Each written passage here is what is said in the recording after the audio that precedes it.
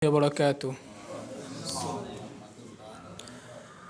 أعوذ بالله من الشيطان الرجيم. بسم الله الرحمن الرحيم. وعد الله الذين آمنوا منكم وعملوا الصالحات ليستخلفنهم في الأرض كما استخلف الذين من قبلهم وليمكنن لهم دينهم الذي ارتضى لهم وليبدلنهم من بعد خوفهم أمنا يعبدونني لا يشركون بي شيئا ومن كفر بعد ذلك فأولئك هم الفاسقون. السلام عليكم ورحمة الله وبركاته. আলহামদুলিল্লাহ, তেলাওয়াত শেষ হলো। এখন আপনাদের সামনে বক্তব্য পেশ করবেন আজকে তালিমি বৈঠকের প্রধান আলোচক হাফেজ আব্দুল আল মারুফ। হাফেজ আব্দুল আল মারুফ এখন আপনাদের সামনে বক্তব্য পেশ করবেন।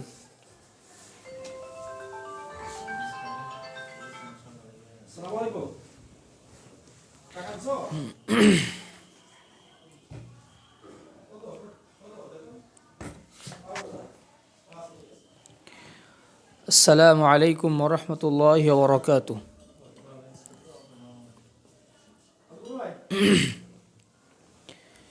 إن الحمد لله وحده والصلاة والسلام على من لا نبي بعده أما بعد فأعوذ بالله من الشيطان الرجيم. بسم الله الرحمن الرحيم. والسابقون السابقون أولئك المقربون في جنات النعيم. عن أبي هريرة رضي الله عنه قال قال رسول الله صلى الله عليه وسلم من عاد لي وليا فقد آذنته بالحرب وما تقرب إلي عبدي بشيء أحب إلي مما افترضت عليه وما تقرب إلي عبدي بالنوافل حتى أحبه إلى آخر الحديث. দারুল হাদিস সালাফিয়া মহিলা মাদ্রাসা কর্তৃক আয়োজিত আজকের এই মাসিক মহিলা ইজতেমার সম্মানিত সভাপতি, অত্র প্রতিষ্ঠানের সম্মানিত প্রতিষ্ঠাতা, আমাদের সকলের শ্রদ্ধেয়ভাজন জনাব মোহাম্মদ আনিসুর রহমান ভাই, আমার সামনে উপবিষ্ট সম্মানিত সুধীমণ্ডলী এবং পর্দার অন্তরালে মা ও ভগ্নীগণ, আজকের এই বৈঠকে আমাদের আলোচনার বিষয় হচ্ছে কাইফা নাতাকাররাবু ইলাল্লাহি তাআলা, কিভাবে আল্লাহর নৈকট্য লাভ করব। আল্লাহর নৈকট্য লাভের উপায় কি? আল্লাহর নৈকট্য বলতে কি বোঝায়? আল্লাহর নৈকট্য বলতে বোঝায় আল্লাহর বন্ধু হওয়া, আল্লাহর বন্ধু হতে পারা।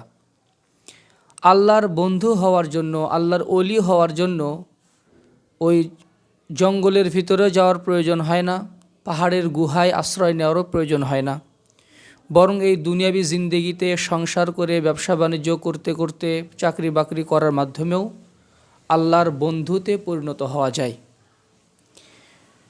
যারা আল্লাহর বন্ধু হতে পারে, আল্লাহর নৈকট্য লাভ করতে পারে, তারা কতই না সৌভাগ্যবান বান্দা। এই পৃথিবীতে আমরা যাদেরকে নিয়ে, যাদের ভালোবাসায় সিক্ত হয়ে আমরা এই দুনিয়াবী জীবনযাপন করি, আমাদের মা বাবা, সন্তান সন্ততি, পিতা মাতা, ভাই বোন, তাদেরকে নিয়ে আমাদের এই দুনিয়াতে বসবাস। একজন স্ত্রী যখন পরিপূর্ণভাবে তার স্বামীর অধিকার পায়, স্বামীর কাছে একজন প্রিয় বান্দায় পরিণত হতে পারে, তখন তার জীবনটা কতই না সুন্দর হয়ে যায়, যে তিনি পরিপূর্ণভাবে তার স্বামীর ভালোবাসা লাভ করেছেন ওই নারীকে সবাই সৌভাগ্যবান বলে। আজানটা শেষ হোক।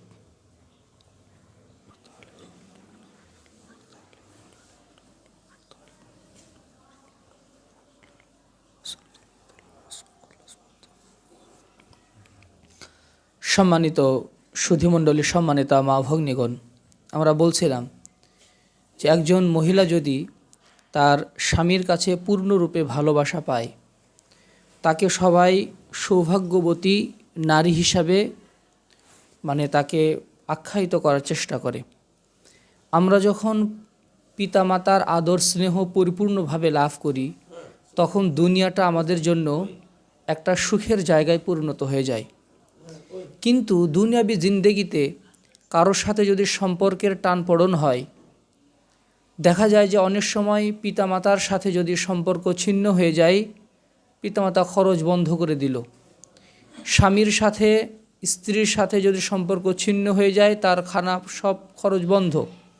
সম্পর্ক যদি ছিন্ন হয়ে যায়, সেখানে একটা বিপত্তি তৈরি হয়। কিন্তু আল্লাহ এমন একজন সত্তা, যিনি আমাদেরকে সৃষ্টি করেছেন। আমরা চলতে ফিরতে তার কতই না অবাধ্যতা করি, কিন্তু আল্লাহ কখনোই আমাদের রিজিক কিন্তু বন্ধ করে দেন না। আল্লাহ তাআলা আমরা যে নিঃশ্বাস নিচ্ছি, এই নিঃশ্বাস কখনো বন্ধ করে দেন না। 3 বেলা খাবার ঠিকই পাই, যদিও তার অবাধ্যতা করছি।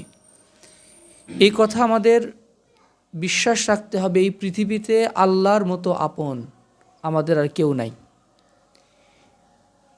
দুনিয়াবী সম্পর্কের ক্ষেত্রে এটা নষ্ট হয়ে যাওয়ার সম্ভাবনা থাকে। কিয়ামতের দিন তো এই সম্পর্ক আর টিকবে না। এদের সন্তানের ভালোবাসা, স্বামী স্ত্রীর ভালোবাসা, এই যে একটা মমত্বপূর্ণ এবং স্নেহপূর্ণ একটা পরিবেশ, এই সন্তান এবং স্ত্রীর মুখে হাসি ফোটানোর জন্য একজন পুরুষ মানুষ কতই না কষ্ট স্বীকার করছে, শুধু সন্তান মুখের দিকে তাকিয়ে। একজন স্ত্রী তার স্বামীর জন্য কত কিছু না করে, তার ছোট ছোট বাচ্চাদের জন্য কতই না পরিশ্রম করছে একজন মহিলা। এই সম্পর্কগুলো কিয়ামতের দিন থাকবে না, এই ভালোবাসার বন্ধন ছিন্ন হয়ে যাবে। কিন্তু দুনিয়াতে কেউ যদি আল্লাহর সাথে সুসম্পর্ক গড়ে তুলতে পারে, তাহলে তার দুনিয়াবী জিন্দেগিও নিশ্চিন্তে কাটবে এবং পরকালীন জিন্দেগিও তার আল্লাহর আশ্রয়ে অতিবাহিত হবে ইনশাআল্লাহ।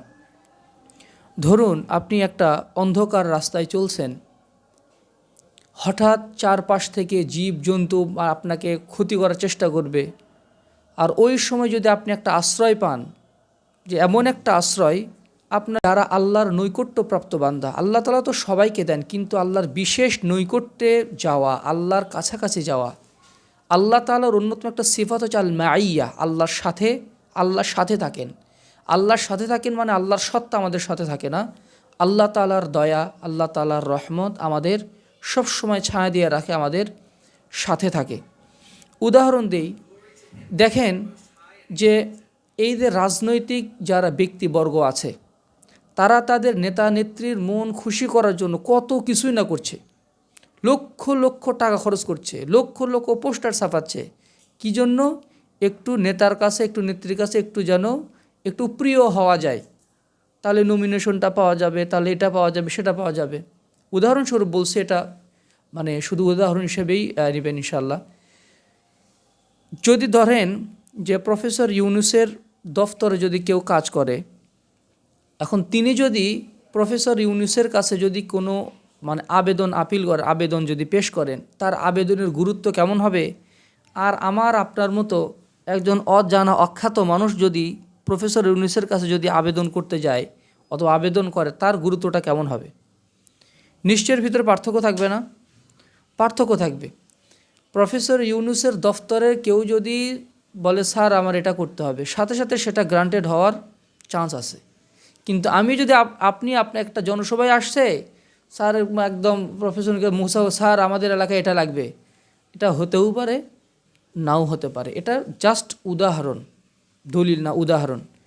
আল্লাহ তাআলার যারা নৈকট্যপ্রাপ্ত বান্দা হয়, তারা এমন এক দরাজাতে, এমন এক অবস্থানে চলে যায়, আল্লাহকে তারা যেটাই বলে আল্লাহ সেটাই শোনেন। সুবহানাল্লাহ, এটা হাদিস দ্বারা কিন্তু প্রমাণিত।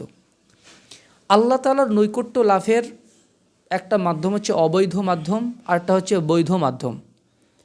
অবৈধ মাধ্যম হচ্ছে বেদাতি তরিকায় আল্লাহর নৈকট্য কামনা করা। আল্লাহ রাসূল যেভাবে ইবাদত করেননি সেই ইবাদতের মাধ্যমে আল্লাহর সন্তুষ্টি লাভ করার চেষ্টা করা, এর মাধ্যমে আল্লাহর সন্তুষ্ট দূরের কথা, বরং আল্লাহ তাআলার বিরাগ ভাজনে পরিণত হতে হয়। আর আল্লাহ তাআলার সন্তুষ্টি লাভের অথবা আল্লাহ তাআলার নৈকট্য লাভের যেই বৈধ মাধ্যমগুলো আছে, তার মধ্যে প্রধান মাধ্যম হচ্ছে তাওহীদের স্বীকৃতি দেওয়া, যাবতীয় আমল একনিষ্ঠভাবে আল্লাহর জন্য সম্পাদন করা। আমরা যখন দান সাদকা করব, আমরা যখন কোনো ইবাদত বন্দি করব, তখন সেটা যেন নিরেট আল্লাহর জন্যই হয়।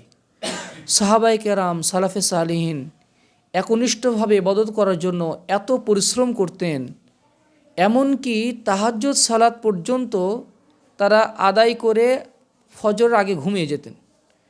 ঘুমিয়ে যাওয়ার পরে এমনভাবে চোখ ঘুষতে ঘুষতে উঠতেন, মনে হতো তিনি মনে হয় এই মাত্র ঘুম থেকে উঠলেন। আবার তারা যখন রাত ভোর ইবাদত করার পরে সকালবেলা সুরমা লাগাতেন, তারপরে মাথায় তেল দিতেন যেন মানুষ বুঝতে না পারে লোকটা রাত্রেবেলা ইবাদতবন্দি করেছে। মা বোনেরা, যখন আমরা কাজ করি, সেটা সাংসারিক কাজ, ঘর মোছা অথবা তরকারি কাটা অথবা রান্না বান্না করা, এই কাজগুলো যদি আপনি একনিষ্ঠভাবে আপনি যদি এখানেও যদি ইখলাস নিয়ে আসতে পারেন যে আমি আমার স্বামীর সংসারের যে দায়িত্বগুলো পালন করছি এটা আল্লাহ তাআলারই নির্দেশ, স্বামীর আনুগত্য করা আল্লাহ তাআলারই নির্দেশ, আমি আল্লাহর বান্দার আমি সেবা করছি, আমি যখন আমার সন্তানের জন্য কোনো কাজ করছি সেটা আল্লাহর একজন বান্দাকে দিনের পথে গড়ে তোলার জন্য চেষ্টা করছি, বিশ্বাস করুন তখন আপনার এই সাংসারিক কাজগুলো ইবাদতে পরিণত হয়ে যাবে। শয়তান ওই বান্দার কোনো ক্ষতি করতে পারে না যে একনিষ্ঠভাবে আল্লাহর ইবাদতবন্দি করে। বর্তমান সোশ্যাল মিডিয়ার যুগে কোথাও দাওয়াত কাজ করছি, ওটা ফেসবুকে, হজ করলাম ফেসবুকে, বিমানে ওঠার আগে আলহামদুলিল্লাহ হজে যাচ্ছি সবাই দোয়া করবেন, তা ওমরা করার পরে একটা ইহরাম পরিহিত ছবি দিয়ে দোয়া যাচ্ছে আমরা, এগুলো কি? এগুলো কিন্তু এগুলো ইখলাসের পরিচয় বহন করে না। আমাদের সব কিছুই আমরা সোশ্যাল মিডিয়াতে শেয়ার করার চেষ্টা করি, এটা আদৌ একজন মুখলেস বান্দার কাজ হতে পারে না। আমাদের সব কাজ যেন লিওয়াজহিল্লা হয়, এই জন্য গোপন ইবাদতের গোপন আমলের পরিমাণ বাড়ানো উচিত। যার জীবনে গোপন আমলের পরিমাণ যত বেশি, তিনি আল্লাহ তাআলার তত নৈকট্যপ্রাপ্ত বান্দা হতে পারেন, তিনি আল্লাহর তত নিকটবর্তী বন্ধুতে পরিণত হতে পারেন। এই জন্য আমাদের নারী হোক পুরুষ হোক, ছোট হোক বড় হোক, সবারই জীবনে এমন কিছু আমল থাকা উচিত যে আমলের কথা পৃথিবীর কেউ জানবে না, তার স্বামীও জানবে না, তার স্ত্রীও জানবে না, তার সন্তান সন্ততিও জানবে না, তার আপন ভাইও জানবে না, তার আপন বোন জানবে না, জানবেন কেবল রব্বুল আলামিন। এই গোপন ইবাদত যখন বেশি হয়ে যায়, বান্দার ইখলাসের পরিমাণ তত বাড়তে থাকে। এই জন্য আল্লাহর নৈকট্য প্রাপ্ত বান্দা হওয়ার এবং আল্লাহ তাআলার ওলি হওয়ার প্রথম উপায় হচ্ছে যাবতীয় কাজ ইখলাসের সাথে আদায় করা। সালাত হোক, সেটা সিয়াম হোক, সেটা দান সাদকা হোক, মানুষকে কিছু দিনের কথা বলা হোক, যাবতীয় কাজ যেন আল্লাহর সন্তুষ্টির জন্য হয়ে থাকে। আর মনে রাখতে হবে, ইখলাস বজায় রাখার চেয়ে পৃথিবীতে কঠিন কোনো ইবাদত নাই। পৃথিবীর সবচেয়ে কঠিন ইবাদত হচ্ছে ইবাদতে ইখলাস বজায় রাখা, যে একনিষ্ঠভাবে আমি এটা আল্লাহর জন্যই করছি। মুখে আমরা সবাই দাবি করি এটা আমি আল্লাহর জন্যই করলাম, এটা আমি আল্লাহর জন্য করছি, কিন্তু আমার মন তো জানে যেটা আমি একনিষ্ঠভাবে 100% আল্লাহর জন্য করছি নাকি 50% মানুষের জন্য, প্রশংসা পাওয়ার জন্য, লাইক আর শেয়ার পাওয়ার জন্য, লাভ রিয়াক্ট পাওয়ার জন্য, আর 50% করছি আল্লাহর সন্তুষ্টির জন্য। এটা কিন্তু ইখলাসের সাথে ইবাদত না। যখন কোনো ইবাদত 100% আল্লাহর জন্য হবে, তখনই প্রকৃত তাওহীদ প্রতিষ্ঠিত হবে। তাওহীদ প্রতিষ্ঠা মানে শুধু তাওহীদের জ্ঞান অর্জন না, তাওহীদের জ্ঞান অর্জনের পাশাপাশি আকীদা এবং আমলে ওই তাওহীদের বাস্তবায়ন যদি না থাকে, তাহলে প্রকৃত তাওহীদপন্থী হওয়া যায় না। 2 নম্বর করণীয় হচ্ছে ফরজ ইবাদতের ব্যাপারে সিরিয়াস থাকা, যত্নশীল হওয়া। পুরুষ হোক বা নারী হোক, ফরজ ইবাদত কি, ফরজ ইবাদতের এই ফজিলত আগে কি সেটা আগে বলি। সহিহুল বুখারীর একটি হাদিস, রাসূলুল্লাহ সাল্লাল্লাহু আলাইহি ওয়াসাল্লাম বলেছেন হাদিসে কুদসি, আল্লাহ তাআলা বলছেন, মান আদালি ওয়ালিয়ান ফাকাদ আযানতুহু বিল হারবি। মান আদালি ওয়ালিয়ান, কোনো কেউ যদি আমার অলির সাথে, আমার বন্ধুর সাথে যদি শত্রুতা করে, তাহলে আমি তার বিরুদ্ধে যুদ্ধ ঘোষণা করলাম। সুবহানাল্লাহ। আল্লাহ তাআলা বলছেন, আমার কোনো নৈকট্যপ্রাপ্ত বান্দার সাথে কেউ যদি শত্রুতা পোষণ করে, আমার কোনো অলির সাথে যদি কেউ শত্রুতা পোষণ করে, বিদ্বেষ পোষণ করে, তার ব্যাপারে মানে কোনো শত্রুতা পোষণ করে, তাহলে আমি তার বিরুদ্ধে যুদ্ধ ঘোষণা করলাম। আযানতুহু বিল হারবি, আল্লাহ তাআলা বলছেন ঘোষণা দিয়ে আমি তার বিরুদ্ধে যুদ্ধ ঘোষণা করলাম। মারাত্মক কথা। ওয়ামা তাকাররাবা ইলাইয়া আবদি বিশাইইন আহাব্বা ইলাইয়া মিম্মা আফতারাতু আলাইহি। আল্লাহ তাআলা বলছেন, বান্দা ফরজ ইবাদতের মাধ্যমে আমার যত নিকটবর্তী হতে পারে, আমার যত কাছাকাছি আসতে পারে, অন্য কোনো ইবাদতের মাধ্যমে বান্দা আমার এত নিকটবর্তী হতে পারে না, ফরজ ইবাদত সম্পাদনের মাধ্যমে বান্দা আমার যত নিকটবর্তী হতে পারে। ওয়ামা তাকাররাবা ইলাইয়া আবদি বিন নওয়াফিল, আর ফরজ ইবাদত মানে হেফাজতের পরে বান্দা যখন নফল ইবাদতের মাধ্যমে আমার নৈকট্য হাসিলের চেষ্টা করে, কুনতু আহবাবতুহু, আমি হাত্তা আহবাবতুহু, তখন আমি তাকে ভালোবেসে ফেলি। আল্লাহ তাআলা বলছেন, বান্দা যখন ফরজ ইবাদত যত্নশীল, ফরজ ইবাদতে যত্নশীল হয়, তারপরে নফল ইবাদতের ক্ষেত্রেও যখন যত্নশীল হয়ে যায়, তখন আমি তাকে ভালোবেসে ফেলি। ফাইদা আহবাবতুহু, আমি যখন তাকে ভালোবেসে ফেলি, আল্লাহ যখন কোনো বান্দাকে ভালোবাসেন, তিনি বলছেন, কুনতু সামাআহু আল্লাযী ইয়াসমাউ বিহি, আমি ওই বান্দার কান হয়ে যাই যে কান দিয়ে সে শোনে। ওয়া বাসারাহু আল্লাযী ইউবসিরু বিহি, আমি তার চোখ হয়ে যাই যেই চোখ দিয়ে সে দেখে। ওয়া ইয়াদাহু আল্লাতী ইয়াবতিশু বিহা, আমি ওই বান্দার হাত হয়ে যাই যেই হাত দিয়ে সে ধরে। ওয়া রিজলাহু আল্লাতী ইয়ামশি বিহা, আমি ওই বান্দার পা হয়ে যাই যে পা দিয়ে সে চলে। এখানে আল্লাহ তাআলা বলছেন, কেউ যদি ফরজ ইবাদতের পাশাপাশি নফল ইবাদতের ক্ষেত্রে যত্নশীল হয়, আল্লাহ তাআলা তার হাত হয়ে যান, তার পা হয়ে যান, তার চোখ হয়ে যান, তার কান হয়ে যান। সুবহানাল্লাহ বিহামদি। এর অর্থ হচ্ছে আল্লাহ তাআলা তার চোখ, কান, নাক, মানে তার চোখ, কান, হাত, পা এমন কাজে ব্যবহার করার তৌফিক দান করেন আল্লাহ তাআলার সন্তুষ্টি যেখানে আছে। অর্থাৎ তার কান শুধু সেটাই শোনে যেটা আল্লাহ শুনতে পছন্দ করেন। আল্লাহ যেটা শুনতে পছন্দ করেন না, তার কান সেটা শোনে না। তার হাত শুধু সেটাই স্পর্শ করে যেটা আল্লাহ তাআলা পছন্দ করেন। তার পা শুধু সেই দিকেই যায় যেটা আল্লাহ তাআলা পছন্দ করেন। যারা আল্লাহ তাআলার বন্ধুতে পরিণত হন, যারা ফরজ ইবাদতের পাশাপাশি নফল ইবাদতে যত্নশীল হন। এরপরে আল্লাহ তাআলা বলছেন, যারা এই কাজটা করতে পারে, অর্থাৎ ফরজ ইবাদতের পাশাপাশি নফল ইবাদতের মাধ্যমে আমার নৈকট্য হাসিল করতে পারে, তারা যদি ইন সাআলানি লাউতিয়ান্নাহু, তারা যদি আমার কাছে কোনো কিছু চায়, অবশ্যই অবশ্যই আমি তাকে সেটা দিয়ে দিব। লাউতিয়ান্নাহু, যারা আরবি গ্রামার বোঝেন, লাউতিয়ান্নাহু, লাম একটা তাকিদ, শেষে নুনে সাকিলা আরেকটা তাকিদ। নুনে সাকিলা খফিফ আছে, নুনে সাকিলা বেশি তাকিদ, মানে আমি অবশ্যই অবশ্যই তাকে দিয়ে দিব বান্দা যদি আমার কাছে কিছু চায়। ওয়ালা ইনিস্তাআযানি লাউঈযান্নাহু, আর বান্দা যদি আমার কাছ থেকে কোনো কিছু থেকে আশ্রয় চায়, আমি অবশ্যই অবশ্যই তাকে আশ্রয় দান করব। সুবহানাল্লাহি বিহামদিহি, সুবহানাল্লাহিল আযীম। এই যে বললাম না যে প্রফেসর ইউনুসের দফতরে যদি কেউ মানে সরাসরি যদি স্যারের সাথে যদি কিছু বলে, সেটা তাড়াতাড়ি গ্রান্টেড হয়ে যাবে। কিন্তু আমি আপনি যদি কিছু বলিস, তাহলে সেটা গ্রান্ট হওয়ার সম্ভাবনা কম, কারণ তিনি তার নৈকট্য, তার নিকটবর্তী আছেন, অথবা তার স্নেহধন্য হয়েছেন।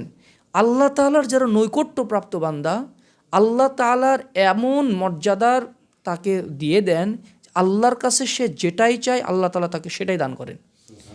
এমনকি আল্লাহ তাআলা বলছেন, মা তারাদ্দাতু আন শাইইন আনা ফাইলুহু তারাদ্দুদি আন নাফসিল মুমিন, আমি বিশ্ব অধিপতি, আমি কোনো কাজ করতে পরোয়া করি না, তবে একটা কাজ করতে আমার দ্বিধা সংকোচ হয়, সেটা হচ্ছে মুমিন বান্দার আমার এই বন্ধুর জান কবজ করতে আমার দ্বিধা সংকোচ হয়। ইয়াকরাহুল মাউতা ওয়া আনা আকরাহু মাসাআতাহু, বান্দা মৃত্যুকে অপছন্দ করে যে আরেকটু পরে মরি, কিন্তু আমি চাই বান্দা তুমি দুনিয়াতে যতদিন থাকবা তোমার সন্তানের কাছ থেকে কষ্ট, তোমার স্ত্রীর কাছ থেকে কষ্ট, তোমার সাংসারিক জীবনে ঝামেলা, তোমার রাজনৈতিক জীবনে ঝামেলা, তোমার পারিপার্শ্বিকতা ঝামেলা, তোমার বান্দা বেঁচে থাকার দরকার নাই, তুমি তাড়াতাড়ি মরো, আমি জান্নাত দিয়ে তোমাকে সুখী করে দিই। সুবহানাল্লাহ বিহামদিহি। আল্লাহ তাআলা বলেন আমি মুমিন বান্দার জান কবজ করতে আমার ইতস্তত হয়, কারণ আমার বান্দা চাচা আর একটু বেঁচে থাকে, আমি বান্দার ওই আরজিও পূরণ করতে চাই, একটু বাঁচিয়ে রাখবো, আবার সে কষ্ট পাচ্ছে, আমার এটাও আবার আমার মন চায় যে আমি তাকে তাড়াতাড়ি মৃত্যু দেই এবং সে তাড়াতাড়ি আমার কাছে চলে আসুক। সুবহানাল্লাহ বিহামদিহি। এই পৃথিবীতে আল্লাহর যে আপন হতে পেরেছে সে কিছুই হারায়নি। মান ওয়াজাদ আল্লাহ ফামা ফাকাদা, যে আল্লাহকে পেয়েছে সে কি হারিয়েছে? সে কিছুই হারায়নি। ওয়ামান ফাকাদ আল্লাহ, আর যে ব্যক্তি আল্লাহকে হারিয়েছে, সারা দুনিয়ার বাদশাহীও যদি তাকে দেওয়া হয় আর সারা পৃথিবীর সম্পদের মালিকও যদি তাকে বানিয়ে দেওয়া হয়, সে কিছুই পায়নি। এজন্য আপনি আল্লাহ তাআলার কতটুকু নৈকট্য হাসিল করতে পেরেছি, এটাই হচ্ছে সবচেয়ে বড় দেখার বিষয়। যদি আল্লাহ তাআলার নৈকট্য হাসিল আমরা যদি করতে পারি, দুনিয়াতে আমরা যেভাবে আছি না কেন আলহামদুলিল্লাহ, আল্লাহর নৈকট্য হাসিল হওয়া মানে সফলতা, প্রকৃত সফলতা সেটাই, আল্লাহ তাআলার একজন প্রিয় বান্দায় পরিণত হওয়া। আর দুনিয়ার সব কিছুই আমি পেলাম, আমি গাড়ি বাড়ি টাকা পয়সা জমা জমি ফ্ল্যাট সবই কিনতে পারলাম, কত কিছু করতে পেরেছি, আমার সন্তান সন্ততি আছে, আমার কর্মী বাহিনী আছে, কত কিছুই আছে আমার, তারপরে আমি এমপি অথবা মন্ত্রী, আমি প্রাইম মিনিস্টার অথবা অনেক কিছুই হয়েছে আমি, কিন্তু আল্লাহ তাআলার প্রিয় আমি যদি হতে না পারি, তাহলে এই দুনিয়াবী সফলতা ব্যর্থতায় পর্যবসিত হবে। এখানে আল্লাহ তাআলা প্রথমে যেটা বললেন যে বান্দা তার ফরজ ইবাদতের মাধ্যমে আমার যত নৈকট্য লাভ করতে পারে, অন্য কোনো ইবাদতের মাধ্যমে সেই নৈকট্য লাভ করতে পারে না। এই যে 5 ওয়াক্ত সালাত হচ্ছে আমাদের চাকরি বাকরি, ব্যবসা বাণিজ্য, রান্না বান্না, কেনা কাটা, বাজারঘাট, যাবতীয় কাজের উপরে যদি প্রাধান্য না পাই, মনে রাখবেন আল্লাহর নৈকট্য লাভের পথে আমরা নেই। যে আমি কাজ করছি, সংসারের কাজ করছি, অথবা ব্যবসা বাণিজ্য করছি, অথবা অফিসে কাজ করছি, সালাতের আজান হয়ে গেল, জামাতে যাওয়ারও মন চাচ্ছে না, একটু পরে পড়ি, আরেকটু পরে পড়ি, মনে রাখবেন যে আপনি আল্লাহর নৈকট্য লাভের পথে হাঁটছেন না। আল্লাহ তাআলা ওই তৌফিক থেকে আমাকে বঞ্চিত রেখেছেন। যদি দেখা যায় আমি আমার চাকরির উপরে আমার সালাতকে প্রাধান্য দিতে পেরেছি, তাহলে সেটা সৌভাগ্যবান বান্দা হওয়ার লক্ষণ।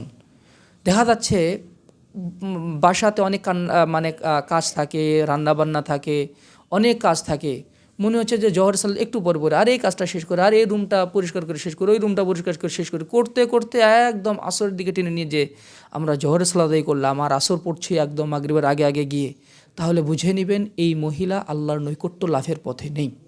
কারণ তিনি সালাতের আগে তার সাংসারিক কাজকে বেশি প্রাধান্য দিয়ে ফেলেছেন। পর্দা করা ফরজ ইবাদত। পর্দা করা শুধু এটা একটা কাপড় দিয়ে নিজেকে ঢাকা না, কাপড়ের মধ্যে নূরকে সংরক্ষণ করা, এটা হচ্ছে পর্দা। আমাদের পর্দা শুধু বাইরে গেলে আমরা শুধু কালো বোরকা পরি, কিন্তু যখন বিয়ের অনুষ্ঠান হয় এই পর্দার খুঁজে পাওয়া যায় না। এটা কিন্তু প্রকৃত পর্দা না। বাহিরের লোকদের সাথে আমরা পর্দা করছি, কিন্তু স্বামীর ভাইয়ের সাথে আর পর্দা নাই। তারপরে স্বামীর বন্ধুদের সাথে তখন পর্দা শিথিল হয়ে যায়, এটা কিন্তু পর্দা না। আমাদের অধিকাংশ পর্দাই হচ্ছে এইরকম ফ্যাশনের পর্দা, যে শুধু বাহারি ডিজাইনার বোরকা পরিধান করে বাইরে গেলে তাকে একজন বোরকা পরিহিত মহিলা হতে পারে, কিন্তু পর্দানশীল মহিলা তিনি নন। যিনি যারা গায়রে মুহাররম, যাদের সামনে পর্দা করা উচিত তাদের সামনে যদি তিনি পর্দা না করেন, বিশেষ করে নিকট আত্মীয়দের সামনে পর্দা করা, বাহিরের মানুষের সাথে পর্দা করার চেয়েও বড় এবং গুরুত্বপূর্ণ ব্যাপার হচ্ছে যারা নিকট আত্মীয়, স্বামীর ভাই, তারপরে হচ্ছে স্বামীর বন্ধু, তারপরে বাবার তারপরে হচ্ছে শ্বশুরের বন্ধু, আর কত ধরনের আত্মীয় স্বজন আছে, মামা আছে, তুমুক আর কত কিছু আছে, এগুলোর সামনে পর্দা করা। দেখা যাচ্ছে যে একজন ছেলে পর্দা করে কিন্তু তার শালীর সাথে সরাসরি দেখা করতেছে, তারপরে হচ্ছে মানে মানে যাদের সাথে দেখা করা তার উচিত না তাদের সাথে দেখা হচ্ছে, তাহলে কিন্তু পুরুষদের ওই পর্দাটা হলো না। এটা পর্দা মেনটেন করা ফরজ ইবাদত, স্বামীর আনুগত্য করা ফরজ ইবাদত। যদি না স্বামী কোনো মানে হারাম কাজে যদি নির্দেশ না দেন, যদি স্বামী আল্লাহর অবাধ্য একজন ব্যক্তিও যদি হন, তবুও তার সাথে খারাপ আচরণ করা যাবে না। এটা ইসলামের বিধান, ইসলামের নির্দেশ। অনেক মা বোন আছে যে তারা নিজে দিনদার, কিন্তু মানে তখন মানে স্বামী যদি একটু বেঁধে হয়, তখন তার স্বামীর আনুগত্য করার প্রয়োজনীয়তা তার অন্তর থেকে শয়তান উঠিয়ে দেয়। তখন তিনি স্বামীর আনুগত্য করার প্রয়োজন বোধ করেন না। তিনি মনে করেন আমি তো তালিম বৈঠকে যাই, আমি তো এটা করি, আমি তো সেটা করি না। স্বামীর আনুগত্য করা, আল্লাহ তাআলা বলছেন, যদি আল্লাহ রাসূল সাল্লাল্লাহু আলাইহি ওয়াসাল্লাম বলছেন, আল্লাহ যদি আল্লাহর পরে কাউকে সেজদা করার নির্দেশ দিতেন, তাহলে মহিলাদেরকে স্বামীর পায়ে সেজদা করার নির্দেশ দিতেন। স্বামীর আনুগত্য করা এত গুরুত্বপূর্ণ। এমনকি রাসূলুল্লাহ সাল্লাল্লাহু আলাইহি ওয়াসাল্লাম বলেছেন, কোনো মহিলা যদি জানতো স্বামীর আনুগত্যের মধ্যে কত নেকি আছে, কত সফলতা আছে, আর স্বামীর অবাধ্যতার মধ্যে কত ক্ষতি আছে, সর্বনাশ আছে, তাহলে স্বামীর গায়ের ঘা চেটে চেটে হলেও সে আল্লাহর নৈকট্য লাভ করার চেষ্টা করত। সুবহানাল্লাহ বিহামদিহি সুবহানাল্লাহিল আযীম। অনেক মহিলা আছে একটু দিনের জ্ঞান অর্জন করলে তিনি স্বামীকে ছোট করে দেখার চেষ্টা করেন। অনেক মহিলার মধ্যে প্রবণতা আছে, দয়া করে এই প্রবণতা রাখবেন না। স্বামী একটা আদর্শের জায়গা, একটা আনুগত্যের জায়গা। তিনি যদি একজন খারাপ মানুষও হন, আপনার পক্ষ থেকে আপনার সর্বোচ্চ লেভেলের আনুগত্য তাকে দিতে হবে। এটা হচ্ছে ফরজ ইবাদত। আর নফল ইবাদতের ক্ষেত্রে নফল ইবাদত তো অনেক আছে, যেমন 5 ওয়াক্ত সালাতের আগে পরে যে নফল ইবাদতগুলো আছে, অর্থাৎ সুন্নাত রাতেবাগুলো আছে, এগুলোর প্রতি যত্নশীল হওয়া। তারপরে তাহাজ্জুদ সালাত আছে। তাহাজ্জুদ সালাত হচ্ছে আল্লাহ তাআলার নৈকট্য লাভের অনেক উঁচু দরের একটি মাধ্যম। রাসূলুল্লাহ সাল্লাল্লাহু আলাইহি ওয়াসাল্লাম বলছেন, আলাইকুম বিকিয়ামিল লাইল ফাইন্নাহু দা'বু সালিহিনা মান কানা ক্বাবলাকুম। তোমরা রাতের সালাতে অভ্যস্ত হও, কেননা তোমাদের যারা পূর্ববর্তী উম্মত ছিল তাদের নিয়মিত অভ্যাস ছিল যে তারা রাতের সালাত আদায় করতেন, রাতের সালাত আদায় করতেন। ওহু অকুরবাতুন ইলা রব্বিকুম। এই সালাত তোমাদেরকে তোমাদের রবের নিকটবর্তী করে দেয়, রবের নিকটবর্তী করে দেয়। ওয়া মানহাতুন লিল ইসমি, তোমাদেরকে পাপ থেকে বিরত রাখে। ওয়া মুকাফফারাতুন লিস সাইয়্যাত, তোমাদেরকে পাপ থেকে তোমাদের পাপগুলোকে মার্জনা করে দেয়। আরেকটি বর্ণনায় রয়েছে, মানুষের রোগ ব্যাধি নিরাময় করে তাহাজ্জুদের সালাত।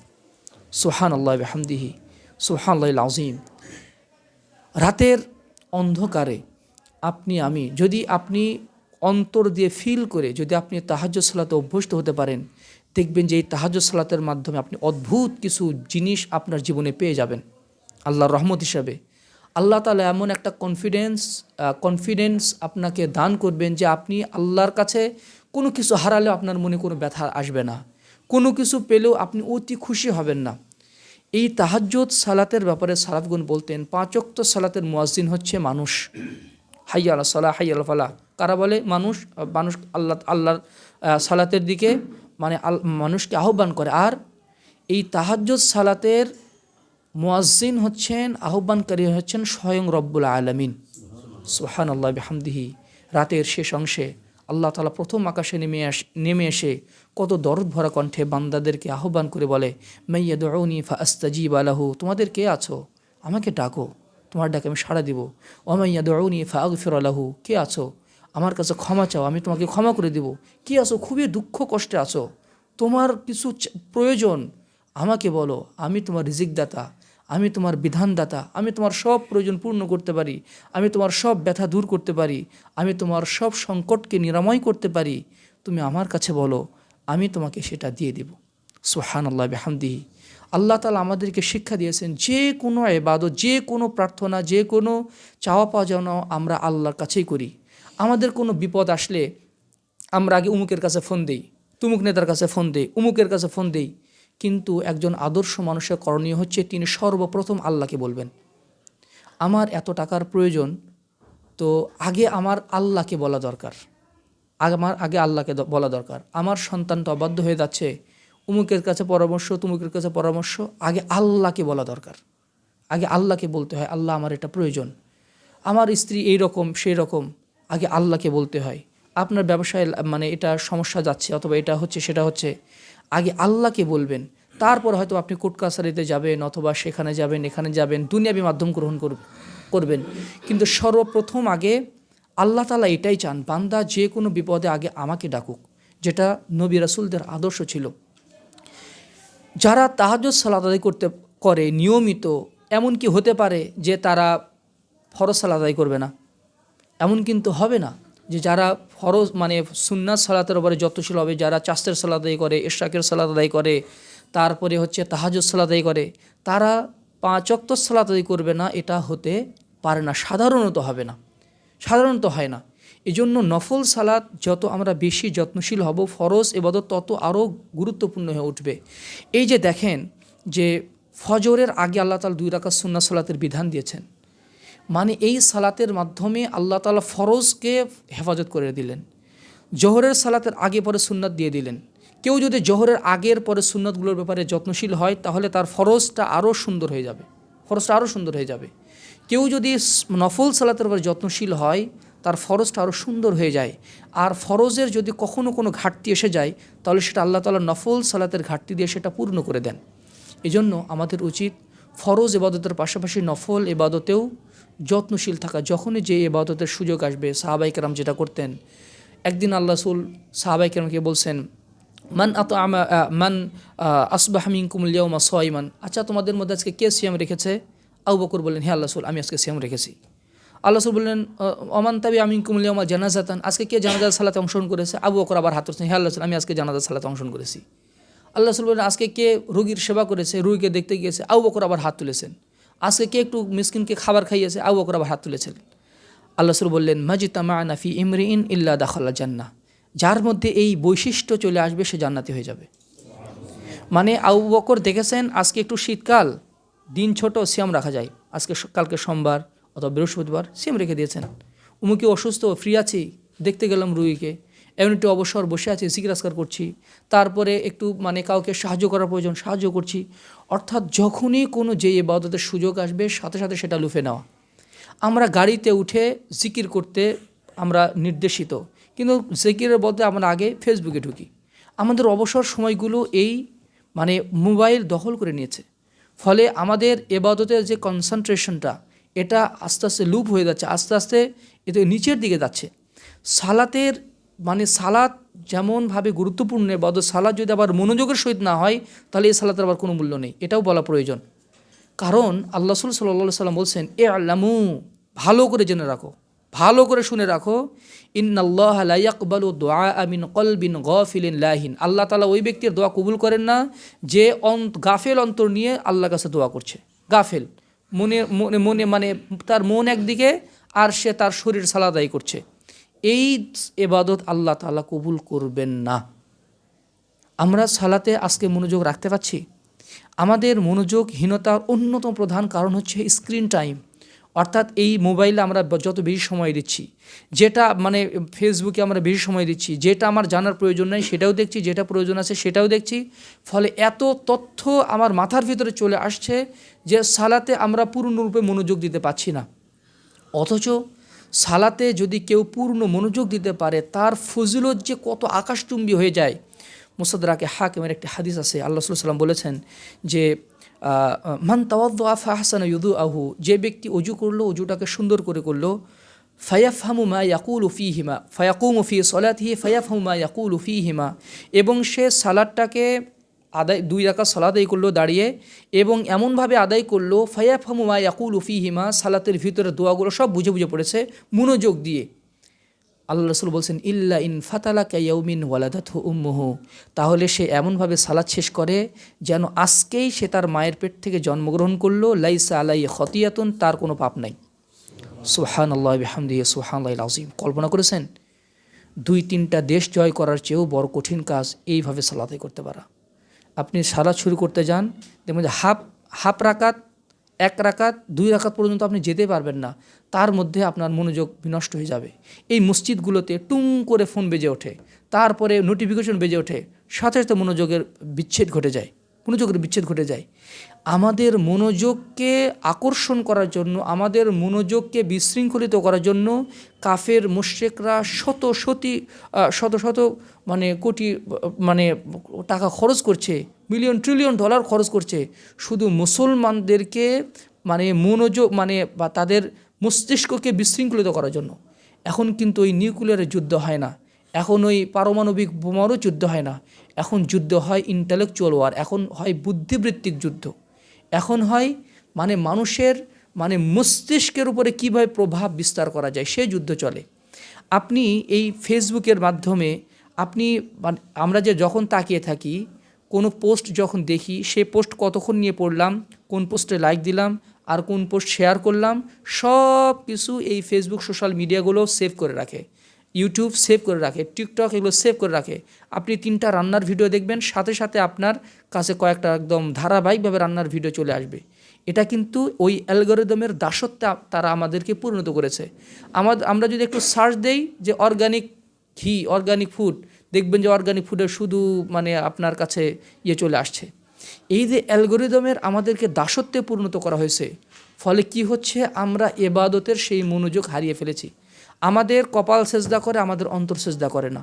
আমাদের শরীর সালাতে প্রবেশ করে, আমাদের অন্তর তখন হাট বাজারে ওই রাজনৈতিক অঙ্গনে ঘোরাফেরা করে। আল আয়াজুবিল্লাহ। আমরা যদি এটার ব্যাপারে যদি আমরা সতর্ক না হই, অচিরেই এই সামাজিক যোগাযোগ মাধ্যম আমাদের দিন ইমান সব কিছুকে ধ্বংস করার জন্য যথেষ্ট হয়ে যাবে। আমাদের লেবাস থাকবে, আমাদের টুপি থাকবে, দাড়ি থাকবে, জুব্বা থাকবে লম্বা লম্বা, আর হজ করবো, উমরা করবো, কিন্তু ভিতরে দিন আর কিছু থাকবে না। এই জন্য এই সোশ্যাল মিডিয়াকে খুবই সতর্কতার সহিত ব্যবহার করা প্রয়োজন। আমি অনেকের উপরে এই কাউন্সিলিং করেছি যে ইবাদতের মনোযোগ নেই, কোরআন তেলাওয়াত করতে ভালো লাগছে না, অথচ দেখেন ফেসবুকে ঘন্টার পর ঘন্টা দেন, কোনো বিরক্তি আসবে না। আপনি ইউটিউবে রিলস দেখা শুরু করেন, কোনো বিরক্তি আসবে না। এই যে মানে টাইম ইজ মানি, এবং এখন হচ্ছে মানে এখনকার ইকোনমি হচ্ছে মানুষের মনোযোগ আকর্ষণ করার মাধ্যমে আপনি লাইক করছেন, আপনি শেয়ার করছেন, আর টাকা ইনকাম করছে আরেকজন। মূলত এই যে দেখেন 100 পৃষ্ঠার বই আমরা মানে উল্টা ধরে শেষ হয়ে যায়, 500 পৃষ্ঠার বই পড়ে শেষ করতে পারবেন, কিন্তু আপনি ফেসবুক স্ক্রল করতে থাকবেন, আপনি শেষ করতে পারবেন না। এই যে মানে চোখের হেফাজত করা, এটা খুবই কঠিন এই সোশ্যাল মিডিয়াতে। ইমাম শাফি রাহিমাহুল্লাহ একদিন এক মহিলার মানে পায়ের গোছা দেখে ফেলেছিলেন, এই জন্য তিনি একটা আয়াত ভুলে গিয়েছিলেন, তিনি তওবা করেছিলেন, ফলে আল্লাহ তাআলা তার ওই জেহেনে ওই আয়াতটা আবার ফিরে দিয়েছেন। আমরা যে বিল বোর্ডে মহিলা মানুষের ছবি, এখানের ছবি মানে সেখানে ছবি, আর এগুলো গান বাজনা তো শুনতেই আসি, আর সেই জন্যই দেখেন কোরআন তেলাওয়াতে আমাদের মনোযোগ আসে না। ওই খুবই মনের সাথে মুজাহাদা করে একটু হয়তো তেলাওয়াত হয়, অথবা আমরা যখন বাথরুমে যাচ্ছি দোয়া পড়তে ভুলে যাই, সালাত আদায় করতে গেলে আমাদের ইবাদতের মনোযোগ আসছে না। ফলে ইবাদতের যে লাজ্জাত, ইবাদতের যে প্রশান্তি, ইবাদতের যে স্বাদ, এই স্বাদটা আমরা আস্বাদন করতে পারছি না। ফলে ইবাদতের ব্যাপারে আমাদের আগ্রহও হারিয়ে গেছে। ফলে আল্লাহ তাআলার আনুগত্যের মাধ্যমে যে তৃপ্তি, যেটা সালাফরা পেতেন যখন সালাত আদায় করতেন, সালাতের আদায় করতেন তো করতেন। এখন আমরা যদি ইমাম সাহেব যদি একটু লম্বা কোরআন তেলাওয়াত হয়ে যায়, তাহলে আমরা তাদেরকে কত ধরনের ফতোয়া আমরা তার সম্মুখীন করি, যে মহিলা আছে এখানে তেলাওয়াত ছোটো করতে হবে, খাটো করতে হবে, কত কিছুই আমরা করি। অথচ সালাফরা, এক সাহাবী আল্লাহ রাসূল তাকে পাহারা দিয়েছেন, মানে সালাত আদায় করছেন, তীর বিঁধে গেছে, যিনি তীর মারছেন মনে করছে একটা মনে খাম্বা দাঁড়িয়ে আছে, আরেকটা যে 3টা তীর লেগে গেছে, তিনি সালাত আদায় করতেই আছেন, তাহার রক্ত প্রবাহিত হয়ে আরেক সাহাবীর পিঠের নিচে যখন চলে গেল, তিনি টের পেয়ে গেছে, কী ব্যাপার, রক্ত কেন? তখন মানে সালাত শেষ করার পর বলে, আপনি আমাকে ডাকলেন না কেন? বলছে যে সূরা কাহাফ তেলাওয়াত করছিলাম, এত ভালো লাগছিল যে আমার সালাদটা মানে ওই ব্যথা তার কোনো গায়ে শোয়া হয়নি, ব্যথা তার তিনি অনুভবই করতে পারেনি। সুবহানাল্লাহ বিহামদিহি। কত তৃপ্তি নিয়ে তারা ইবাদত করতেন, কত তৃপ্তি নিয়ে তারা ইবাদত করতে পারতেন। আর আমরা ইবাদত একটু মশা কামড়ালে আমাদের কি অবস্থা হয়ে যায়, একটু যদি গরম লাগে অথবা একটু যদি কিছু হয়ে যায়, আমাদের মনোযোগ কত বিশ্রীভাবে বিচ্ছিন্ন হয়ে যায়। আল্লাহ তাআলা আমাদেরকে আমাদের সংশোধন হওয়ার তৌফিক দান করুন। যে ফিতনার এখন কিন্তু ফিতনার জামানা। আসসাবিরুম ফীহিম আলা দীনহি কাল কাবিদি আলাল জামার। আল্লাহ সাল্লাল্লাহু আলাইহি ওয়াসাল্লাম বলছেন, ফিতনার সময় ঈমান ধরে রাখা আগুনের আঙ্গার ধরে রাখার চেয়েও কঠিন হবে। ইবাদতের মনোযোগ ধরে রাখা অনেক কঠিন। যুদ্ধের ময়দানে জিহাদ করার চেয়েও কঠিন হচ্ছে সালাতে পূর্ণরূপে মনোযোগ ধরে রাখতে পারা। 2 রাকাত সালাতে আপনি যদি মনোযোগ পূর্ণরূপে ধরে রাখতে পারেন, আপনি মানব না মহামানব। আপনি যদি 2 রাকাতে শুরু থেকে নিয়ে শেষ পর্যন্ত যদি আমি মনোযোগ ধরে রাখতে পারি, একটু মুজাহাদা করে দেখেন, একটু চেষ্টা করে দেখেন, দেখবেন যে আপনি যখন ট্রাই করবেন, এই ট্রাইয়ের মধ্যে আপনার আল্লাহ একটা আলাদা প্রশান্তি দান করবেন, যে আপনি যে সালাতে মনোযোগ ধরে রাখার চেষ্টা করছেন এর মধ্যে একটা শান্তি আছে। আল্লাহ তাআলার প্রিয় বান্দাদেরকে আল্লাহটা দিয়ে থাকেন। এবার আসি যে আল্লাহর নৈকট্য লাভের আরেকটি মাধ্যম হচ্ছে কোরআন তেলাওয়াত এবং জিকির। জিকির শুধু সুবহানাল্লাহ আলহামদুলিল্লাহ বলা না, কোরআন তেলাওয়াত হচ্ছে কোরআন তেলাওয়াত একটা জিকির। কোরআন তেলাওয়াত হচ্ছে আল্লাহ তাআলার সিফাত, আল্লাহ তাআলার কথা, সেই কথাকে আমরা নিজেদের কণ্ঠে উচ্চারণ করছি। সুবহানাল্লাহ বিহামদিহি। আল্লাহ তাআলা বলছেন যে আনা ইনদা যান্নি আবদি বি, আমি আমার বান্দার ধারণার মধ্যে থাকি। ফাইন যাকারানি ফি নাফসিহি যাকারতুহু ফি নাফসি, বান্দা যদি আমাকে মনে মনে স্মরণ করে, মনে মনে আল্লাহ কথা স্মরণ করছেন, আল্লাহ তাআলা আপনাকে মনে মনে স্মরণ করবেন। বান্দা যদি কোনো বৈঠকে আমার কথা স্মরণ করে, আমি ওর চেয়ে উত্তম বৈঠকে সাহাবায়ে কেরামের ফেরেশতাদের সাথে আমি যে বৈঠকে বসি, সেই বৈঠকে আমি ওই বান্দার কথা উচ্চারণ, ওই বান্দার কথা আমি স্মরণ করি। আর ফাইন তাকাররাবা ইলাইয়া যিরাআন, বান্দা যদি আমার দিকে 1 বিঘত পরিমাণ এগিয়ে আসে, ফাইন তাকাররাবা ইলাইয়া বিশিবরিন, বান্দা যদি আমার দিকে 1 বিঘত পরিমাণ এগিয়ে আসে, আমি তার দিকে 1 হাত পরিমাণ এগিয়ে যাই। বান্দা যদি আমার দিকে 1 হাত পরিমাণ এগিয়ে আসে, আমি তার দিকে 2 হাত পরিমাণ এগিয়ে যাই। ওয়াইন আতানি আমশি আতাইতু হারওয়ালাতান, বান্দা যদি আমার দিকে হেঁটে হেঁটে আসে, আমি তার দিকে দৌড়ে দৌড়ে যাই। সুবহানাল্লাহ বিহামদিহি। দেখেন, আপনি যদি চেষ্টা করেন যে আমি সকাল সন্ধ্যার যে জিকিরগুলো আছে, এই জিকিরগুলো আমি ইনশাআল্লাহ যত্নশীলতার সাথে আদায় করার চেষ্টা করব। ফরজ সালাতের আগের পরে যে সুন্নাত সালাতগুলো আছে, একটু গাফলাতি করেছি, এখন আর গাফলাতি করব না, আমি ইনশাআল্লাহ আদায় করার চেষ্টা করব। আমি রাতের বেলা কোরআন তেলাওয়াত করে ঘুমাতাম না, এখন একটু কোরআন তেলাওয়াত করে ঘুমাবো। আপনি একটু আল্লাহর দিকে আসার চেষ্টা করেন, দেখবেন যে আল্লাহ তাআলা আপনাকে আরও বেশি বেশি নেক আমল করার তৌফিক দান করছেন, আরও বেশি বেশি নেক আমল করার তৌফিক দান করছেন। আপনি যত আল্লাহর নিকটবর্তী হবেন, আল্লাহ তাআলার দয়া, আল্লাহ তাআলার ক্ষমা, আপনার মানসিক শান্তি, পারিবারিক শান্তি, সামাজিক শান্তি, ইবাদতের মিষ্টতা আল্লাহ তাআলা আরও বেশি বেশি দান করবেন। আমরা আল্লাহর নিকটে যত বেশি যাব, আল্লাহ তাআলার কোনো নিয়ামতকে কৃতজ্ঞ বলে স্মরণ করা, এই যে একটু নির্জনে বসে একটু স্মরণ করুন আল্লাহ তাআলা আপনার সন্তানকে নিয়ে, তারপর আপনার ছেলেকে নিয়ে, আপনি যে ইনকাম করছেন, আল্লাহ যে শ্বাস নিঃশ্বাসের তৌফিক দান করছেন, এখন যে নিঃশ্বাস নিতে পারছি বুক ভরে, এই যে আল্লাহ তাআলা 2 চোখ দিয়েছেন, 2 চোখ দিয়ে দেখতে পাচ্ছি, এই যে এখনও ইবাদতবন্দি করতে পারলাম, দাঁড়িয়েই সালাত করতে পারলাম, এই যে এই নিয়ামতগুলো কেউ যদি হৃদয় থেকে ফিল করে, সে আল্লাহকে ভালো না বেশে পারবে না। আল্লাহ তাআলার কাছে তার অন্তর প্রণত হবেই। কেউ যদি অন্তর থেকে আল্লাহ তাআলার দয়াগুলোকে নিয়ে যদি কেউ একটু চিন্তা ভাবনা করে, আল্লাহ তাআলা আমাকে কত নিয়ামত দান করেছেন, এই চোখের নিয়ামতের সুখটা আপনি আদায় করে শেষ করতে পারবেন? যাদের চোখের উপরে ছানি পড়েছে, যাদের চোখের দৃষ্টিশক্তি লোপ পেয়েছে, এই যে কিডনি যে এখনও সার্ভিস দিচ্ছে, যার কিডনি নষ্ট হয়ে গেছে, এই মেশিনের ভিতরে ডায়ালাইসিস করতে কত কষ্ট হয়, আর কত এর সমস্যার সম্মুখীন হতে হয়। যার হার্ট ব্লক হয়েছে, সে জানে যে হার্টের কত প্রবলেম, যার ফুসফুস নষ্ট হয়ে গেছে, এই যে নিয়ামতগুলো, কোটি কোটি টাকার বিনিময়ে কি আপনি এই নিয়ামতের শুকরিয়া আদায় করতে পারবেন না? আল্লাহ তাআলা ডায়ালিসিসের মতো বড় বড় মেশিন এই দেহের ভিতরে ফিট করে দিয়েছেন, রক্ত পরিশোধনের মেশিন আল্লাহ তাআলা দেহের ভিতরে ফিট করে দিয়েছেন। এই যে লিভার, যকৃত, প্লীহা, কত ধরনের নিয়ামত আছে আল্লাহ এই আছে। একটু শরীর যদি ইমব্যালেন্সড হয়ে যায়, মানুষ অসুস্থ হয়ে যায়, কত পাওয়ারফুল ব্যক্তি, সাথে একটু কয়েকবার যদি বাথরুমে যেতে হয় তার শক্তি শেষ। এই যে তো আমরা দুর্বল মানুষ, এই নিয়ামতগুলোকে যখন বান্দা স্মরণ করে, এটাও আল্লাহ তাআলার জিকিরের অন্তর্ভুক্ত। একটু রান্নাবান্নার সময় সুবহানাল্লাহ আলহামদুলিল্লাহ পড়লেন, অফিসে বসার সময় সুবহানাল্লাহ আলহামদুলিল্লাহ পড়লেন, জিকির আজকার করলেন, গাড়িতে ওঠার সময়, গাড়ি থেকে নামার সময়, আপনি যখন বেগুন কোটার সময় যখন সুবহানাল্লাহ আলহামদুলিল্লাহ পড়ছেন, তখন এই কোটা আর এই সাংসারিক কাজ থাকছে না, তখন এই কাজটা নূরে পরিণত হয়ে যাচ্ছে, তখন এটা একটা ইবাদতে পরিণত হয়ে যাচ্ছে। সুবহানাল্লাহ বিহামদিহি, সুবহানাল্লাহিল আযীম। এইভাবে আমরা দুনিয়াবি যে রাস্তাঘাটে চলছি, রিকশাতে আছি অথবা অবসরে আছি, তখন আমরা আল্লাহকে স্মরণ করতে পারি। যারা আল্লাহকে বেশি বেশি স্মরণ করতে পারে, এটা হচ্ছে আল্লাহ তাআলা যে তাকে আপন করে নিচ্ছেন, এটা তার একটা অন্যতম লক্ষণ। কারণ আল্লাহ তাআলা বলছেন, আনা মা আবদি ইয যাকারানি ওয়া তাহাররাকাত বি শাফাতাহু, আমি আমার বান্দার সাথে ততক্ষণ পর্যন্ত থাকি যখন বান্দা আমাকে স্মরণ করতে গিয়ে তার ঠোঁট দুটো নড়াচড়া করে, তখন বান্দা যেন বুঝে নেয় যে আমি তার সাথেই আছি।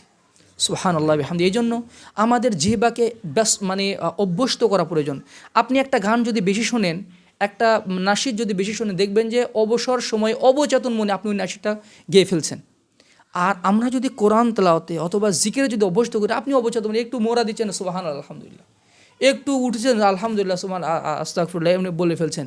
আমাদের অভ্যাসগুলো এই রকমই হওয়া উচিত যে হোঁচট খেলেও সুবহানাল্লাহ আলহামদুলিল্লাহ পড়বো, বিসমিল্লাহ পড়বো, তারপরে মানে সিঁড়ি থেকে নামতে মানে একটা যেন একটা অভ্যাসে যেন পরিণত হয় আল্লাহর জিকির করা। আমি শুধু সচেতন মনে না, অবচেতন বাড়ি থেকে বের হতে অবচেতন মনে, আমাকে যেন খেয়ালের সাথে বলতে না হয়, অবচেতন মনে যেন আমি পড়তে পারি যে বিসমিল্লাহ তাওয়াক্কালতু আলাল্লাহ লা হাওলা ওয়ালা কুওয়াতা ইল্লা বিল্লাহ।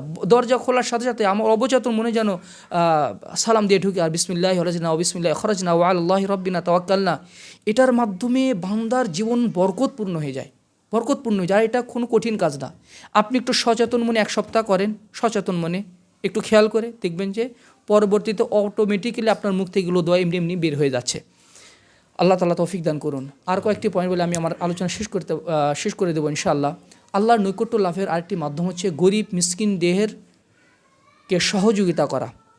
গরিব মিসকিন আমরা বর্তমান সময়ে তাদের মাথায় তেল ঢালি যাদের মাথায় তেল আছে, তাদেরকে দাওয়াত করে খাওয়াবো, যাদেরকে দাওয়াত করে খাওয়ালে একটু স্বার্থ আছে, তো পদ পদবীর একটু উন্নয়ন করা সম্ভব, অথবা ব্যবসায়িক কিছু উপকার আছে, আমরা কিন্তু তাদেরকে ভাই কেমন আছেন, ভাই আসেন দাওয়াত নেন, ফ্যামিলি নিয়ে দাওয়াত নেন, ভাবিকে নিয়ে আসেন, এগুলো আমরা তাদের সাথেই করি।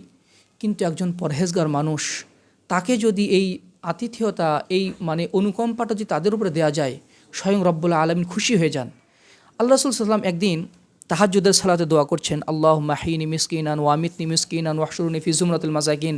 হে আল্লাহ, আপনি আমাকে মিসকিনদের সাথে বাঁচিয়ে রাখুন। হে আল্লাহ, আপনি আমাকে মিসকিনদের সাথেই মৃত্যুদান করুন। হে আল্লাহ, আপনি আমাকে মিসকিনদের সাথে হাসর নাসর করুন।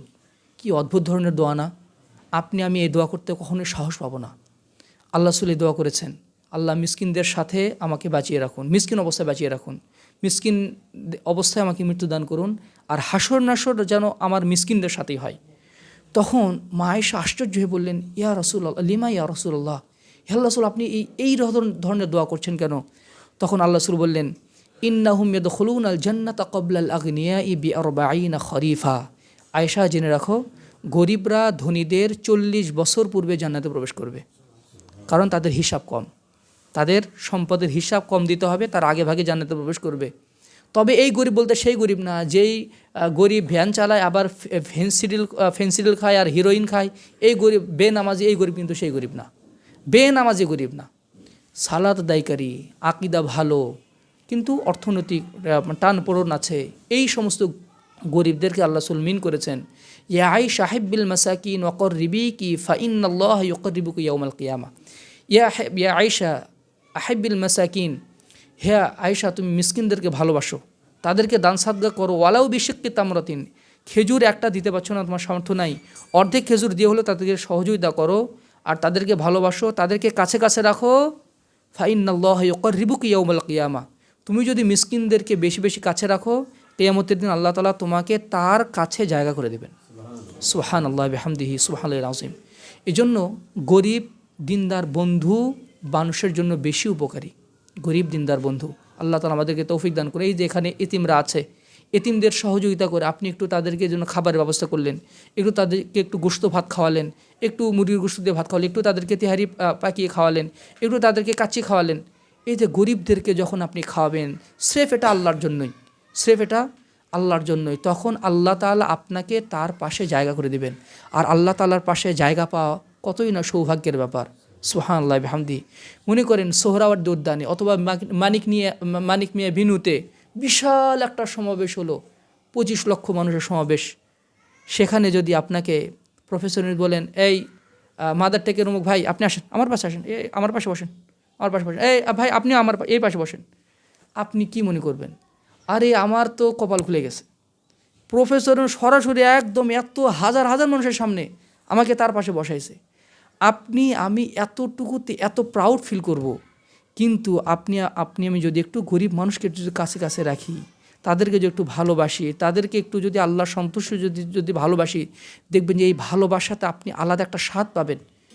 এই স্বাদ আল্লাহ তাআলার নৈকট্য পাওয়া তার চেয়েও বড় সৌভাগ্যের ব্যাপার। সুবহানাল্লাহি বিহামদি। এবার আল্লাহর নৈকট্য লাভের আরেকটি সর্বশেষ মাধ্যম বলবো, সেটা হচ্ছে তাকওয়া অবলম্বন করা এবং পাপ থেকে বেঁচে থাকা। আল্লাহর নৈকট্য লাভের সবচেয়ে বড় প্রতিবন্ধকতা হচ্ছে পাপ, আর তাকওয়া হচ্ছে পাপ বর্জন করার নাম তাকওয়া। যেমন উমর বিন আব্দুল আজিজ বলতেন, লাইসা তাকওয়াল্লাহ বিসিয়ামিন নাহার ওয়ালা বিকিয়ামিল লাইল। রাতের বেলা সিয়াম পালন করছি, দিনের বেলা রাতের বেলা তাহাজ্জুদ পড়ছি, দিনের বেলা সিয়াম পালন করছি, আর মিলেমিশে হালাল হারাম মিলেমিশে একাকার করে ফেলছি, এর নাম তাকওয়া না। গীবত করছি মুখের, আর একটু একটা হারাম ইনকাম আছে, আবার অশ্লীলতা আছে, এর নাম তাকওয়া না। তাকওয়া হচ্ছে ফরজ ইবাদতগুলো মাশাআল্লাহ মোটামুটি আদায় হচ্ছে, কিন্তু পাপকে কন্ট্রোল করা হচ্ছে। আমার মাধ্যমে আমার চোখের খেয়ানোর যেন না হয়, আমার কানের খেয়ানোর যেন না হয়, আমার জবানের খেয়ানোর যেন না হয়। যারা পাপ থেকে বিরত থাকে তারাই হচ্ছে প্রকৃত পরহেজগার, তারাই হচ্ছে প্রকৃত মুত্তাকি। বেশি বেশি সিয়াম রাখতে পারা, আর সালাত আদায় করতে করতে কপালে কালো দাগ ফেলা, আর হারামের সাথে মিলেমিশে একাকার করে ফেলা, এর নাম তাকওয়া না। কেউ যদি শুধু ফরজ ইবাদতগুলো সুন্দর করে আদায় করে, আর পাপ থেকে যদি হারাম থেকে যদি বেঁচে থাকে, হারাম ইনকাম, হারাম কথা, হারাম কাজ থেকে যদি বিরত থাকে, তাহলে সে বান্দা মুত্তাকি, সে বান্দা পরহেজগার। কিন্তু কেউ সালাত আদায় করছে, প্রত্যেক মাসে মাসে উমরা করে, তারপরে হচ্ছে সে দান সাদগা করে, মাশাআল্লাহ কি বিশাল অঙ্কের দান সাদগা করছে, আর মানে সালাত মসজিদে অনেক আগে গিয়ে বসে থাকে, আর পরে পরে চলে আসে, কিন্তু গীবত তহমত করে, এই বান্দা তাকওয়া মুত্তাকি পরহেজগার নয়। এজন্য পাপের চোরাগলিগুলো আমাদেরকে বন্ধ করতে হবে আল্লাহর নৈকট্য হলো যদি আমরা লাভ করতে চাই। যারা আল্লাহর নৈকট্যপ্রাপ্ত বান্দা হয়, আল্লাহ তাআলা সূরা ওয়াকিয়া এবং সূরা মুতাফফিফিন আল্লাহ তাআলা তাদের পুরস্কার ঘোষণা করেছেন, আস-সাবিকুন উলাইকাল মুকাররাবুন ফি জান্নাতিন নাঈম। অগ্রবর্তীরা তো অগ্রবর্তী, আর এরাই হচ্ছে আল্লাহর নৈকট্যপ্রাপ্ত বান্দা, তারা থাকবে জান্নাতে, নিয়ামতপূর্ণ জান্নাতে থাকবে। আল্লাহ তাআলা বলছেন, ইন্নাল আবরার লাফি নাঈম, নিশ্চয়ই নেককার মানুষদের, ইন্নাল আবরার লাফি নাঈম আলাল আরাইকি ইয়ানজুরুন, নিশ্চয়ই মানে পরহেজগার বান্দারা, নেককার সৎকর্মশীল বান্দারা নিয়ামতপূর্ণ জান্নাতে থাকবে। আলাল আরাইকি ইয়ানজুরুন, উচ্চ উচ্চ সোফাতে তারা বসে একে অপরের দিকে তাকিয়ে থাকবে।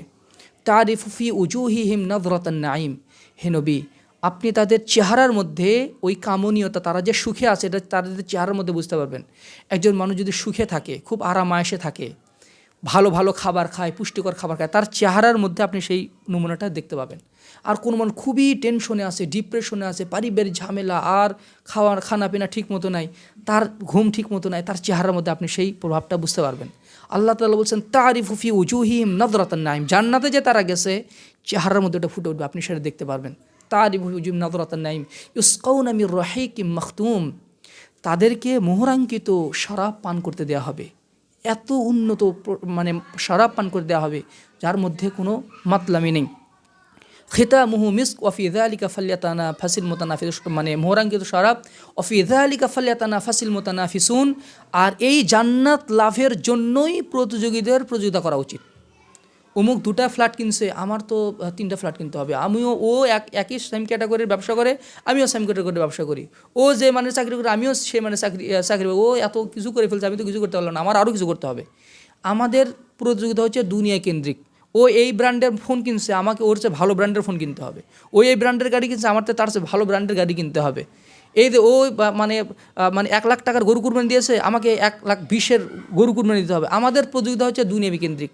অথচ আল্লাহ তাআলা বলছেন আখিরাতের ব্যাপারে তোমাদের প্রতিযোগিতা করা উচিত। ওফি যালিকা ফালইয়াতানাফাসিল মুতানাফিসুন, ওফি যালিকা ফালইয়াতানাফাসিল মুতানাফিসুন ওয়া মিজাজুহু মিন তাসনিম, তাসনিম ঝর্নার মিশ্রণ থাকবে এই শরাবে, পানীয়তে।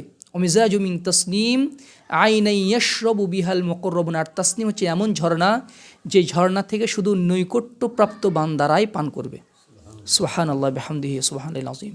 সুতরাং আসুন সম্মানিত মুসলিমবৃন্দ, সম্মানিত সুধীমণ্ডলী, সম্মানিত মা ভগ্নীগণ, এই জীবনটাকে যদি আল্লাহর নৈকট্যপ্রাপ্ত বান্দায় পরিণত করা যায়, আল্লাহর বন্ধু বানানো যায় এই জীবনকে, এই জীবনের আর কোনো অতৃপ্তি নেই।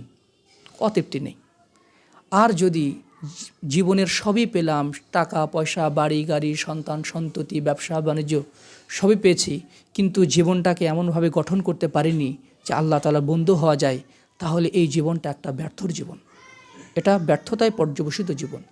সুতরাং আমাদের জীবন এমনটাই হওয়া উচিত, কারণ আমাদের মৃত্যুর পরে এমন একটা জীবন অপেক্ষা করছে যেই জীবনের কোনো শেষ নাই। কোটি কোটি বছরের জীবন, যেই জীবনের কোনো শেষ নাই। দুনিয়াবী জীবন একদিন শেষ হয়ে যাবে। 60-70 বছর, এর বেশি বেঁচে থাকার আশা করা উচিত না। মানে মানুষ বেঁচে থাকলেও সেইভাবে বেঁচে থাকে না। সুতরাং এই সংক্ষিপ্ত জীবনে আসুন আমরা আখিরাতের পাথেয় সঞ্চয় করি, জীবনটাকে এমনভাবে সাজাই যেন আল্লাহ তাআলার অনুগ্রহ প্রাপ্ত বান্দা হওয়া যায়। আল্লাহ আপনার আমার উপরে কেন বিশেষ অনুগ্রহ করবেন, সেই জন্য কিন্তু আমাদেরকে আল্লাহর নৈকট্যপ্রাপ্ত বান্দা হতে হবে। অমুক কী করলো, তুমুক নেতা কী করলো, অমুক মহল্লার লোক কী করলো, এগুলো দেখার আগে আসুন আমরা আগে দেখি আমি কি করছি, আমি আজকে সারাদিন কতটুকু আমল করলাম, আজকে আমার আর সারাদিন অর্জন কতটুকু, জাহান্নামে যাওয়ার জন্য আমার আমল, জাহান্নাম থেকে বাঁচার আমার জন্য আমার প্রচেষ্টা কতটুকু, জান্নাতে যাওয়ার জন্য আমার পাথেয় কতটুকু।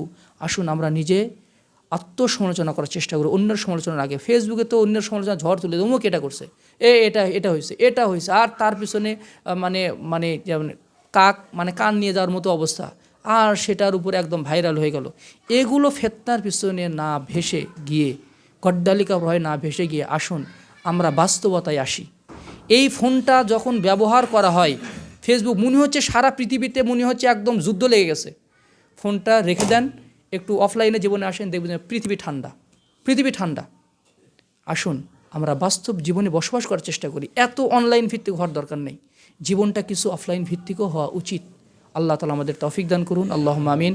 আকুলু কওলি হাযা ওয়া আস্তাগফিরুল্লাহ লি ওয়া লাকুম ওয়া লিসাইরিল মুসলিমিন ফাস্তাগফিরু ইন্নাহুল গফুরুর রহিম। আসসালামু আলাইকুম ওয়া রাহমাতুল্লাহি ওয়া বারাকাতুহু।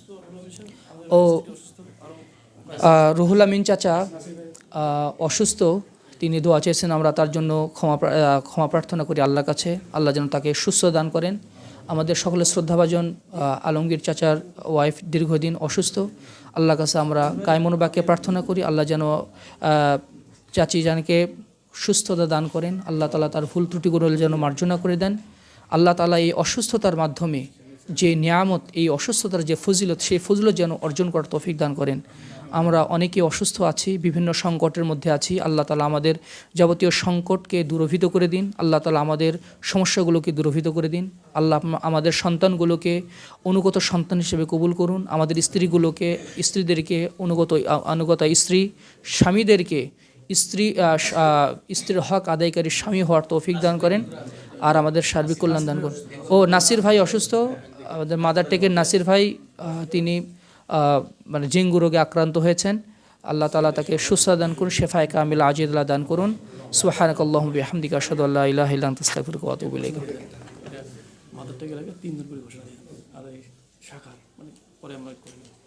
আচ্ছা,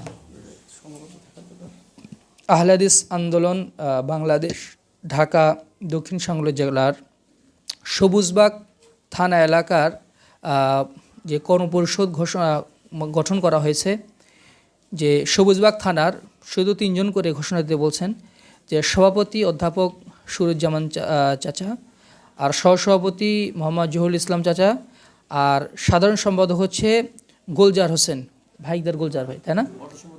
আর অর্থ সম্পাদক হচ্ছে আরিফুল ইসলাম, আরিফ চাচা, আচ্ছা, আদর্শপাড়া। আর মাদার টেক শাখার সভাপতি হচ্ছেন আব্দুল মমিন, আচ্ছা, আব্দুল মমিন ভাই। আর সভাপতি হচ্ছে বোরাকুল ইসলাম চাচা, আর সাধারণ সম্পাদক হচ্ছে কাউসার, আচ্ছা। সাংগঠনিক সম্পাদক শফিকুল ইসলাম, অর্থ সম্পাদকটা এখানে, আচ্ছা, বাকিগুলো ইনশাল্লাহ পরিপূর্ণ করা হবে। আল্লাহর কাছে প্রার্থনা করছি আল্লাহ আহলে হাদিস আন্দোলন বাংলাদেশকে যেন কবুল করে নেন। এই ফিতনার যুগেও মানে সীমাহীন অযোগ্যতা থাকা সত্ত্বেও আহলে হাদিস আন্দোলন বাংলাদেশ কিন্তু সাধ্য অনুযায়ী আদর্শের উপর টিকে থেকে মানুষকে সহিহ সুন্নাহর দিকে আহ্বান করার চেষ্টা করছে। মানুষ অনেক কিছু বলছে, এখন মানুষের স্বভাব হচ্ছে গড্ডালিকা প্রবাহে গা ভাসানো। এখন কি ট্রেন্ড চলছে, আমাকে ওই অনুযায়ী চলতে হবে। এই স্রোতের বিপরীতে যারা হাঁটতে পারে তারাই কিন্তু প্রকৃত সাহসী মানুষ, আদর্শবান মানুষ।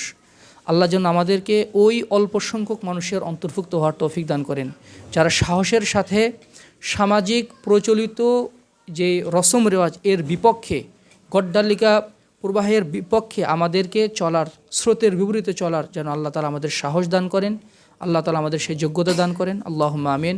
আকুলু কওলি হাযা ওয়া আস্তাগফিরুল্লাহ লি ওয়া লাকুম ওয়া লিসাইরিল মুসলিমিন ফাস্তাগফিরু ইন্নাহুল গফুরুর রহিম। আর ইনশাআল্লাহ সবাই বৈঠকি দান যাদের সম্ভব হয় দান দিয়ে দেবেন ইনশাআল্লাহ।